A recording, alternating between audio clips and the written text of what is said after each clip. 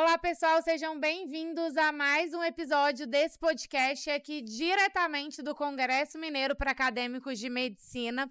Esse podcast é um oferecimento do Med Grupo, do Med Assina e também do R0 e tem como propósito trazer jornadas inspiradoras na medicina para inspirar a trajetória de vocês, acadêmicos de medicina que estiveram presentes aqui no evento ou que não tiveram a oportunidade ainda de estar aqui no evento, mas querem conhecer e ter o contato com os palestrantes que estiveram aqui no palco com a gente.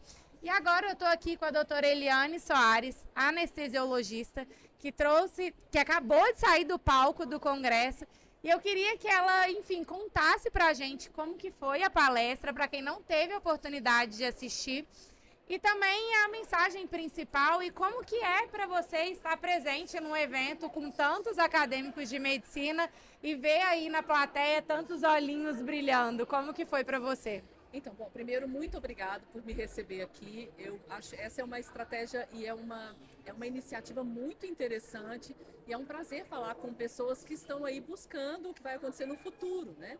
A minha palestra foi uma palestra sobre redução de fatores estressores em anestesia pediátrica. Esse nome gigantesco aí, ele só significa o seguinte: o que é possível fazer para diminuir a ansiedade e o medo das crianças que vão passar por uma cirurgia. A princípio, você pensa assim, poxa vida, não deve ter muita coisa que você pode fazer. Mas quando você procura na literatura médica, você descobre que esse assunto ele é gigante, e que existem várias estratégias que podem mudar como a criança enxerga o hospital. Eu tenho a impressão que muita gente já passou por uma cirurgia quando era criança e às vezes as experiências são muito ruins. E quando a experiência é ruim, você se lembra dela de uma maneira negativa. Tem muita gente que passa na porta do hospital e sente um frio na barriga. Tem gente que tem um tal do cheiro do hospital. Então, a gente criar uma experiência boa para crianças é a gente construir um adulto que não tem medo de hospital. O hospital não precisa ser ligado a uma coisa ruim. Então, a nossa equipe de anestesia tem uma série de estratégias que a gente usa para tentar fazer com que a experiência das crianças dentro do hospital seja melhor. Essas alternativas, elas todas nascem de ideias das pessoas da equipe, mas elas são todas construídas com ciência. Então, essa foi uma palestra sobre como a ciência transforma o ambiente onde a gente trabalha. Esse nome inteiro aí, e essa ideia, né, da questão da anestesia pediátrica, no fundo dela, essa é uma aula sobre ciência. É uma aula sobre como você pode olhar em volta e entender o que é possível fazer para transformar aquela realidade. É muito comum a gente falar assim, isso aqui não é problema meu, né? Você olha uma coisa errada, outra coisa errada, fala assim, não, isso aqui não é problema. No hospital isso é muito comum. Tem muitas coisas no hospital que são de gente diferentes do jeito que a gente gostaria que fossem. Então, a partir do momento que os problemas começam também a ser seus e que você começa a usar a ciência para resolver, tudo fica mais legal. Então, a palestra é sobre isso. Eu espero ter conseguido explicar. Com certeza, Eliane. Já abriu várias portinhas na minha cabeça, porque eu fiquei pensando, como surgiu isso, né? Uhum. Como que esse interesse, esse desejo de mudar... Porque é isso, muitas vezes a gente parte do pressuposto que a coisa está colocada e que não tem como ser diferente. É isso. De onde surgiu esse desejo de transformar essa realidade? Essas coisas, elas contaminam as pessoas, você sabe como funciona, elas inspiram, né? O primeiro projeto que surgiu foi um projeto sobre exames laboratoriais em crianças. A ideia surgiu há N anos atrás e a partir deste problema, a gente percebia que os cirurgiões para crianças pediam vários exames. E aí, às vezes a criança tinha colesterol e triglicérides para fazer uma cirurgia de pequeno porte. E a gente percebeu assim, isso é absolutamente dispensável. Você não precisa coletar o sangue de uma criança para fazer uma cirurgia. Tem cirurgias, a maioria delas, você não precisa ter nenhum exame laboratorial. Uma colega era muito incomodada com isso, e aí foi essa a primeira ideia que apareceu. Ela olhou para isso e falou, sabe que a gente não consegue convencer os cirurgiões a pararem de pedir exames laboratoriais? A gente fez um levantamento da literatura para se certificar que não era necessário, e assim foi o primeiro projeto. Esse projeto ele se chama Pré-Operatório Sem Choro. Hoje, depois de tudo que foi construído, ele vai se transformar no mestrado dessa colega, e a gente consegue que as crianças não precisem mais coletar sangue quando elas vão fazer cirurgia no hospital. E aí um outro colega olhou para isso e pensou, mas isso aqui também me incomoda. E o outro, isso aqui me incomoda. E as coisas que incomodavam eram trazidas ao comitê científico da equipe. E aí a gente olhava e falava assim, então como é que a gente pode fazer diferente? A coisa foi contaminando. As coisas ruins, elas contaminam, mas as coisas boas, elas também contaminam, do mesmo jeito. Então, foi meio que assim que surgiram as coisas. Hoje a gente deve ter talvez umas 8 ou 9 iniciativas. Na verdade, a gente tem ao todo 18 iniciativas, essas são só as pediátricas, e são frutos de contaminação. Uma pessoa pensa uma coisa, conversa com a outra, chega, a gente transforma num trabalho científico e aqui a gente resolve com a ciência. Nossa, muito legal, assim, porque realmente é se colocar nas situações sob uma perspectiva diferente.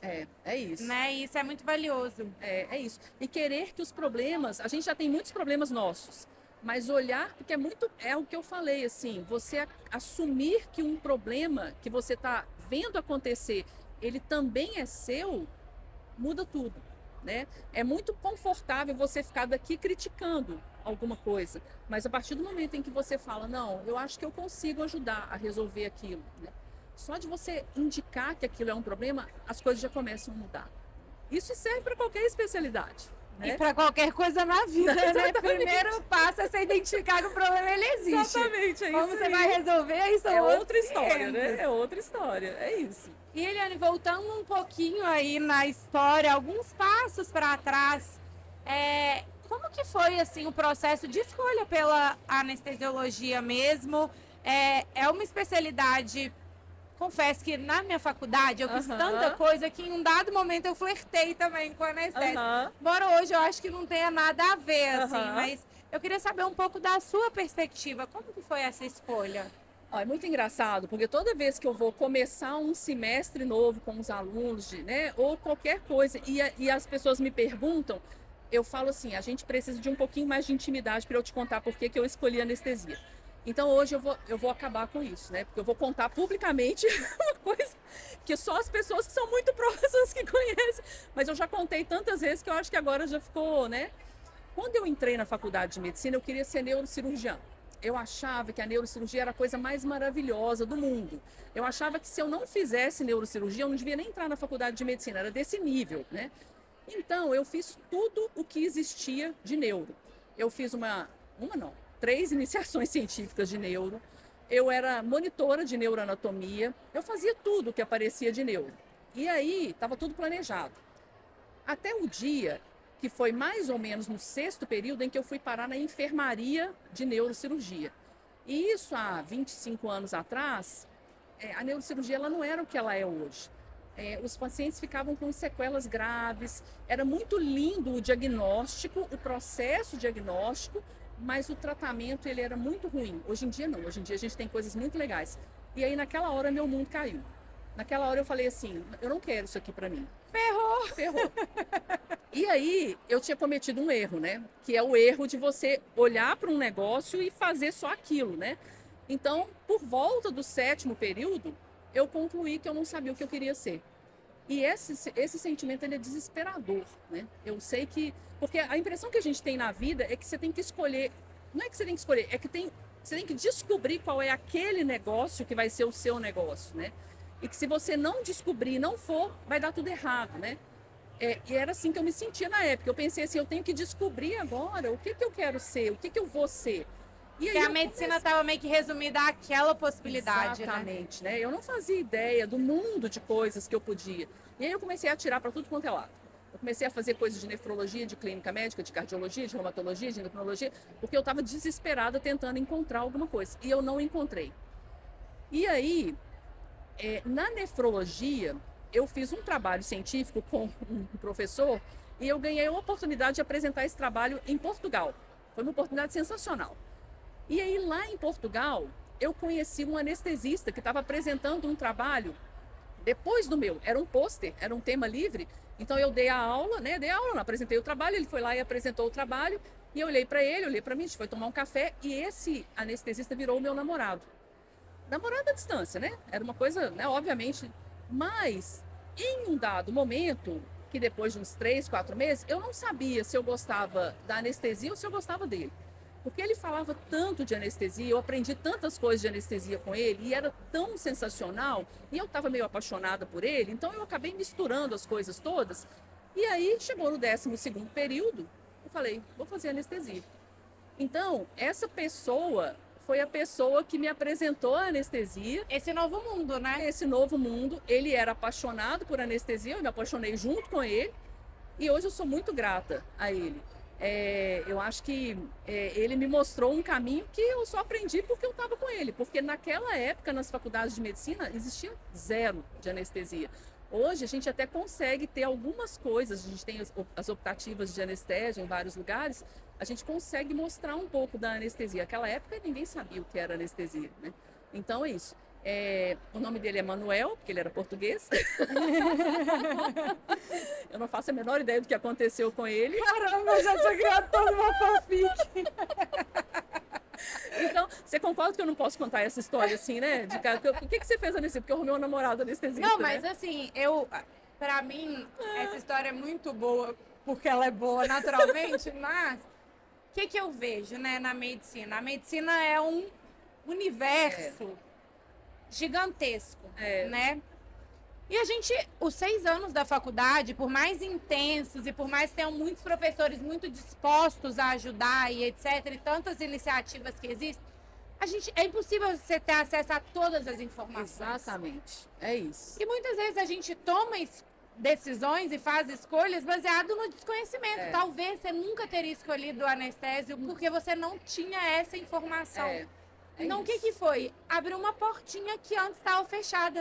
Aliás, uma porta que você nem sabia que existia. Exato, é exatamente isso. E a gente tem uma sensação, quando a gente está perdido, e eu sei que tem muitos acadêmicos que ficam perdidos, porque tem gente que é muito convicto, tem gente que num determinado ponto fala assim, é isso e pronto. Mas tem muita gente que chega no 12º período e fala assim, o que eu quero? Não sei. E aí, eu lembro exatamente da sensação de querer descobrir o que era o meu negócio, sabe? De ter medo de encontrar coisas diferentes, assim, e de seguir um caminho errado. Não existe um caminho só dentro da medicina. Eu tenho certeza que se eu tivesse entrado em vários outros lugares, teria dado certo do mesmo jeito. E você seria feliz, igualmente Eu seria feliz do mesmo jeito. Eu acho que a gente tem que tentar, a gente tem que vivenciar os ambientes. É muito importante fazer estágios por isso, porque você vivencia o ambiente. Às vezes você entra num lugar e você fala assim, isso aqui não é para mim, né? Eu lembro direitinho de ir ao IML e falar assim, isso aqui não é para mim, não tem nada a ver comigo isso aqui. Eu lembro de vários lugares onde eu entrei e eu senti, mas tinha vários lugares que eu falava assim, não, isso aqui é interessante, né? Então, não tem que ficar desesperado, porque também existe sempre a possibilidade, né, Lisa, de trocar de caminho, né? E trocar de caminho não tem nada de errado com isso, a vida é muito longa. Se você escolhe um caminho, dá um trabalho danado, tem que passar numa prova, tá? Mas se você perceber que aquele não é o seu caminho, troca de caminho. A gente tem um monte de profissionais hoje no mercado que você vê que eles são ótimos, mas eles estão no lugar errado. E eles não têm coragem de mudar de lugar. Mudar de lugar é muito importante. Se você está infeliz no que você está fazendo, não continua, né? Não continua. E a escolha, eu acho que tem a ver com isso que você falou. Você tem que experimentar coisas. Quanto maior o número de coisas que você experimenta, melhor. É muito importante fazer muitos estágios, é muito importante acompanhar pessoas, é muito importante entrar no centro cirúrgico, entrar numa cirurgia, colocar a mão lá e falar assim, eu gosto disso daqui, eu gosto do que está acontecendo. É muito importante pegar uma seringa e falar assim, eu gosto de ficar aqui fazendo anestesia ou não. E pode ter certeza que tem muita coisa que você vai gostar, né? É assim que funciona. Sim. Eu costumo dizer muito isso, assim, que eu sou apaixonada com psiquiatria, eu acho que eu marquei o X certo, apesar dos desafios também, né? Porque nem tudo é maravilhoso, tem a parte ruim e a parte boa sempre. Mas eu acho que eu seria feliz em outras especialidades também, né? Não tinha só um caminho. Mas o que eu sempre falo para os alunos que me perguntam é o seguinte, faça essa escolha ser uma escolha sua. Sim. Com o mínimo de interferência externa no sentido de opinião, Sim. Faz isso porque você parece com isso. Por quê? Porque lá na frente, primeiro, quem vai lidar com essa realidade é você. Exato. E segundo, sendo essa escolha sua, você tem a liberdade de mudar. Exato. Se lá na frente você chegar à conclusão que não era isso, você pode mudar, tá tudo certo. É isso. Tem muita gente que fala assim, mas será que não trabalha muitas horas? Será que o salário é bom? A gente sabe que quando você faz o que você gosta, você trabalhar muitas horas, às vezes aquelas horas passam, você nem vê. Quando você faz um negócio que você não gosta, você trabalha 2 horas e não aguenta mais. Então, a carga horária, ela tem muito mais a ver com você gostar do que você está fazendo ou não, do que com a própria carga horária em si. É óbvio que tem cargas horárias que são horrorosas. Mas se você está curtindo o que você está fazendo, às vezes passa 12 horas, você nem viu. E a mesma coisa o dinheiro. O dinheiro acaba sendo muito mais uma consequência do que uma causa, né? Eu sei que é meio clichê falar isso, mas você vai receber mais se você trabalhar melhor. Habitualmente é assim que funciona. Então não adianta nada você escolher uma carreira que é muito bem remunerada se você não for conseguir fazer o melhor naquela carreira. Se você não tiver, quando você não está feliz, você não consegue fazer o melhor, né? Então tem muito mais a ver com a sua afinidade com aquilo do que são muitas horas de trabalho, como é que é a qualidade de vida, quanto que eu vou ganhar, né? A escolha é sua. Ela não tem que ter interferência disso, né? E Eliane, assim, né, você falou um pouco sobre, e eu concordo, na minha formação também eu tive talvez zero acesso à realidade da anestésio, só em outros estágios, tipo na cirurgia geral, que você acaba ali tendo um contato. Mas o que você enxerga, assim, como o arroz com feijão, assim, da especialidade, sabe? O que é uma característica, assim, da carreira como anestesista? A gente tem várias características na anestesia que são importantes. A anestesia, ela é uma especialidade de meio, ela não é uma especialidade de fim. O que significa isso? O que eu faço não vai resolver o problema daquele paciente, como acontece na cardiologia, na endocrinologia, na cirurgia especialmente. O que eu faço é possibilitar que alguma coisa aconteça no tratamento daquele paciente. Então, a anestesia, ela não é uma especialidade por si só que vai trazer um tratamento ou vai trazer um benefício final para aquele paciente. Isso é uma perspectiva muito importante. Por quê? Porque você não é a pessoa-chave naquele tratamento. Você é parte daquele tratamento. O que não significa que você não possa ser importante também. Então, essa é uma característica que nem todo mundo percebe, mas a gente acaba tendo dois pacientes para cuidar. A gente tem o próprio paciente que a gente cuida, mas a gente também cuida do cirurgião. Esse é o meu papel. O meu papel é possibilitar que o cirurgião faça o trabalho dele da melhor maneira possível. O cirurgião é meu cliente, o cirurgião é meu paciente, do mesmo jeito. Eu tenho que cuidar muito bem do meu paciente e eu tenho que cuidar muito bem do meu cirurgião. Eu tenho que possibilitar que o trabalho dele seja bem feito. Essa é uma característica da anestesia que poucas pessoas percebem. Nunca tinha parado para pensar sobre essa perspectiva. Porque muitas vezes, inclusive, depois de entrar na residência, as pessoas elas começam a competir com o cirurgião. Elas começam a pensar, não, essa pessoa está se atrasando, essa pessoa não termina essa cirurgia, essa pessoa... Enfim, não, você está ali para trabalhar em conjunto com aquela pessoa. No momento em que você enxerga desse jeito, tudo muda. Demora um tempo para você poder enxergar, e é por isso que eu estou aproveitando esse momento aqui para contar sobre isso, porque eu acho que se você entra na anestesia, essa perspectiva você precisa ter. Você faz parte de um conjunto, você não é a autoridade máxima ali naquele local. A anestesia tem uma coisa deliciosa. Quando a gente é psiquiatra, ou quando a gente é endocrinologista, cardiologista, quando a gente trabalha na terapia intensiva, você cria um casamento longo com os pacientes. Na terapia intensiva, você não cria um casamento longo, mas você cria vários casos. Então, você tem que cuidar de muita gente ao mesmo tempo. Ou então, você tem um paciente que você vai cuidar durante um longo tempo. A anestesia, ela tem começo e tem fim. Então, você tem uma relação que ela é muito forte. A gente precisa desenvolver estratégias para ganhar a confiança dos pacientes muito rápido, porque os pacientes têm pavor de anestesia. Então, a gente desenvolve maneiras de, em poucos minutos, fazer aquela pessoa confiar em você. A anestesia acontece quando acabou, aquela relação ali acabou. Eu não tenho retorno. né? A não ser, obviamente, que aconteça alguma complicação anestésica. Então, isso aí é um negócio na anestesia que é gostoso, sabe? Porque você não tem que ficar se preocupando muito tempo com aquele paciente porque ele não está tomando os remédios. Não é assim que funciona. Imagina, porque você não está conseguindo resolver. A anestesia é extremamente imediatista. A gente faz diagnósticos muito rápidos, a gente faz tratamentos muito rápidos e é a gente que faz. Os meus remédios todos, eles ficam atrás de mim. Então, se eu identifico um problema, eu mesmo vou lá, eu escolho o remédio, eu pego o remédio, eu faço o remédio. E ninguém põe a mão, né? Ninguém põe a mão. Ninguém põe a mão. Todo anestesista tem uma característica de ser super sistemático. A gente tem uma maneira de trabalhar muito sistematizada. Por quê? Porque você trabalha sozinho, né? Então, essa é uma característica que eu acho muito legal, assim. Não é que eu não queira criar vínculo com os pacientes, de maneira nenhuma. Eu crio vínculos muito fortes, mas eles são de curta duração. Quando eu fecho a porta e vou embora para minha casa, eu não vou pensar, meu Deus, e agora? Como eu vou fazer com isso? Ou no CTI, o que é pior, que você está cuidando de 10 pessoas ao mesmo tempo, de 5 pessoas ao mesmo tempo. Eu tenho um paciente de cada vez. E é uma característica do vínculo, não significa que é um vínculo bom ou Não, ruim, é a não. característica Ele do é vínculo, assim, né? exatamente. Cuidar muito bem de alguém por um intervalo de tempo é muito. Você pode fazer o seu melhor ali naquele intervalo, sabe? Enquanto eu estou com aquela pessoa, aquilo é um casamento muito, muito forte, né?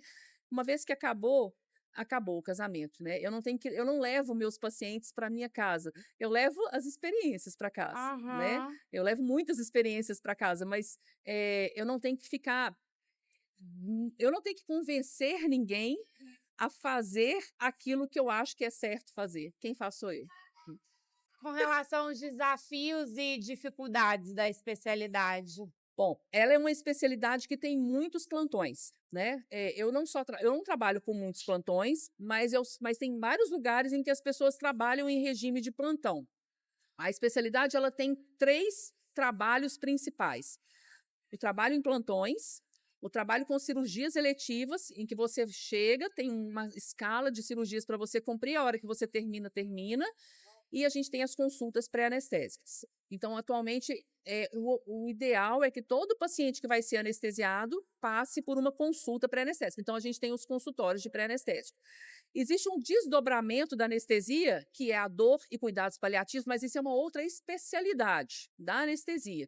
Então, não obrigatoriamente você trabalha com dor e cuidados paliativos. Eu estou contando só para separar assim, o que é a minha área de atuação. Então, a minha área de atuação é essa. Os desafios é que os meus horários eles não dependem de mim. Eu dependo de um processo que está acontecendo. Então, eu sou normalmente a primeira a chegar no centro cirúrgico e eu normalmente não tenho hora para sair de lá, mesmo quando eu estou de plantão. Porque no serviço onde eu trabalho, uma vez que você começa uma anestesia, você tem que terminar ela, você tem que ir até o final. Ninguém pode te liberar daquela Aham. anestesia. Isso é uma decisão que diminui morbimortalidade. Toda vez que o caso vai passando de mãos, a comunicação faz as informações se perderem e a mortalidade aumenta. Então, no serviço, especificamente onde eu trabalho, você começa e termina o caso. Então, eu não tenho horário, né? E os meus horários, eles são completamente malucos, né? Você pergunta assim, quando é que você consegue ir ao salão? O dia que eu tô de folga. Que não, né? Que não Não tem. existe. E aí, se você olha para mim, assim, eu tô triste, mas de jeito nenhum. Eu amo o que eu faço, então para mim, tanto faz, né? É óbvio que tem dia que eu falo assim, puxa vida, eu queria tanto que isso aqui acabasse para eu ir para minha casa, mas a maior parte das vezes está tudo bem, né? Então, um desafio é você depender, não é você que manda no seu horário, você depende de outros para você ter o seu horário. Começa muito cedo, né? Eu odeio acordar cedo, né? Todos os dias eu acordo e falo, por quê, meu Deus? Né? Por que eu tenho que acordar neste horário? Faz 50 anos que eu penso isso, desde quando eu estava no 1º grau. Eu estou contando isso porque deve ter gente escutando que também odeia acordar. Você é uma pessoa que odeia acordar cedo? Você me perguntou a questão de se eu sou uma pessoa que gosta de acordar Isso, de manhã, acordar né? cedo. E eu tava pensando exatamente isso, porque o anestesista, ele é meio que o padeiro, ele acorda junto com o padeiro, ele na mesma hora do despertador, porque é o profissional que quando todo mundo chegar, já tá tudo resolvido. Nós somos os primeiros a chegar e os últimos a sair, né? Esse é o nosso horário. Então, é uma especialidade que você precisa acordar muito cedo, como várias especialidades que estão por aí, e você tem jornada de trabalho que não tem, você não sabe quanto tempo ela vai durar. Mas todos os dias é como eu falei, eu acordo e penso, por quê? Mas demora 5 minutos para eu lembrar o que, que eu estou indo fazer e falar, tá bom, eu tinha que ser promoter de boate, sabe assim, porque eu adoraria dormir às 3 da manhã e acordar às 11 da manhã, só que essa profissão não existe na medicina. Quer dizer, talvez até exista, eu não descobri. Mas assim, não tem problema, né? Mas é uma profissão em que você acorda muito cedo e você passa muito tempo no hospital. Uma coisa engraçada, quando eu entrei na primeira vez no centro cirúrgico, foi numa disciplina que era no 8º período, que era no 10º período, um internato de cirurgia. Eu lembro que eu entrei no centro cirúrgico, vesti aquela roupa, e vi tudo fechado, e falei, eu jamais conseguiria trabalhar nesse lugar. Não tem janela esse lugar. Está todo mundo confinado aqui dentro, é um absurdo, não tem a menor condição de trabalhar. O internato de cirurgia, que nenhum dos meus ex-professores me escute, eu devo ter faltado 60% das aulas, e pelo amor de Deus, não façam isso, não é uma recomendação, tá? Mas porque eu não aguentava aquele lugar. Mas por quê? Porque aquele lugar, para mim, era só um lugar naquele momento. Eu não tinha enxergado as coisas que aconteciam lá dentro. Eu não tinha enxergado o que é lá dentro. Por que eu estou contando sobre isso? Porque no começo a gente falou sobre você se sentir bem ou não no lugar, mas não tem a ver só com um local, tem a ver com as atividades. Exatamente. E hoje em dia, chega a hora do almoço, por exemplo, a gente raramente tem um almoço, né, de um tempo razoável, mas quando a gente tem, pergunta se eu quero sair do centro cirúrgico para comer, de jeito nenhum. Eu morro de preguiça de trocar de roupa, de ir lá fora comer. Eu prefiro comer a comida do hospital, lá no meu cantinho, dentro do centro cirúrgico. Hoje, o meu habitat natural é o centro cirúrgico, né?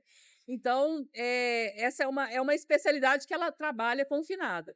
A gente tem muitas coisas em paralelo com a aviação. A gente tem até 2 trabalhos atualmente que têm relação com a aviação. O nosso trabalho e o trabalho da aviação, eles são muito parecidos. Por quê? Porque a gente tem uma série de coisas que podem dar muito errado, que dependem da nossa atenção, então a gente precisa de mecanismos para aquilo não dar errado. E decisões rápidas, né? Decisões rápidas. A aviação também ela é muito cheia dessas coisas. Você tem um painel gigantesco com 1000 coisas, e você precisa criar mecanismos para fazer cada uma daquelas coisas ali na ordem certa, do jeito certo. Então, a gente tem um sistema de trabalho que ele é muito pesado para garantir a segurança do paciente. E isso é uma coisa que é importante quando você acompanha um anestesista para você ver. O trabalho ele é todo muito regrado e ele é todo muito sistematizado. Não parece nada disso para quem está do lado de fora, né? Mas a gente é super multitarefa. A gente faz um monte de coisa e pensa um monte de coisas ao mesmo tempo, porque a especialidade ela pede isso. São muitas variáveis acontecendo ao mesmo tempo. Essa é uma outra característica que pode ser boa ou pode ser ruim, depende, né? Uhum. E uma das suas áreas de atuação é no suporte ali aos residentes da residência médica, Sim. né? O que você percebe, assim, de desafios que os residentes de anestésio enfrentam e características para quem deseja fazer anestesia, assim, que podem ajudar acadêmicos que estão assistindo esse episódio a desenvolver para serem bons residentes em anestésio futuramente? Bom, primeira coisa é assim, eu participo da residência médica do Hospital Universitário, da Faculdade de Ciências Médicas. Nós temos 20 residentes lá. A residência já é o começo da sua carreira. Então, a primeira coisa que eu acho que nem todo mundo enxerga e que eu acho que essa é a primeira coisa que a gente tem que pensar. É ali que você vai construir a imagem que as pessoas vão ter de você no mercado de trabalho. Ela começa ali. Então, eu percebo muitas vezes a residência ela é extremamente cansativa. A residência ela é um momento que é muito ruim quando você não sabe, né? É muito ruim quando você não é a pessoa que está aprendendo do zero ali. Então, é um momento que você vai descobrir que você não sabe um monte de coisa e vai ter que aprender essas coisas do zero. Mas, ao mesmo tempo, você vai ter que mostrar o seu melhor lado ali. Então, acho que o primeiro passo é lembrar disso. Eu fico com medo de falar assim, porque parece uma ameaça. Parece assim, você não pode ser uma pessoa ruim na residência, senão você não vai conseguir emprego depois. Não, não é disso que eu estou falando. Mas eu estou falando que a sua residência é o seu primeiro cartão de visitas. tem muita gente que não enxerga assim. Tem muita gente que se comporta na residência como um anarquista, né? E, às vezes, isso aí traz depois... Primeiro, durante a residência, traz uma série de problemas e depois aquela pessoa tem mais dificuldade de se colocar no mercado. Então, eu acho que é um momento de muita pressão que exige um comportamento exemplar, um comportamento muito bom. A maior dificuldade, eu acho, que é se adaptar ao novo ritmo de vida. A faculdade ela tem uma coisa muito ruim, que é a semana de provas. A residência, você tem poucas provas, mas você tem uma carga de trabalho muito, muito pesada e emocionalmente muito pesada. Por quê? Porque você está ali numa situação de fragilidade, você não sabe. Você vai o tempo inteiro mostrar que você não sabe. E fragilidade e muita responsabilidade. Exato, ao mesmo tempo, né?